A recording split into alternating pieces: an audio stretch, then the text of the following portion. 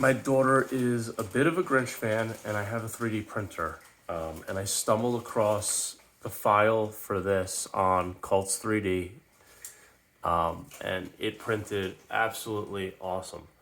I don't know if you could tell the detail in this lighting, but there's detail in the hand that makes it look like fur.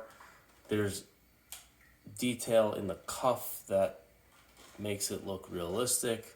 And then even the sleeve has ripples in it, as a sleeve would. This is $3 on Cults 3D. I will link the file in the description. And I will also put links to the filament used in the description as well, if anyone is interested. But yeah, we have had this Grinch train going around the top of our tree, and the Grinch Hand stealing an ornament is like the perfect compliment, I think.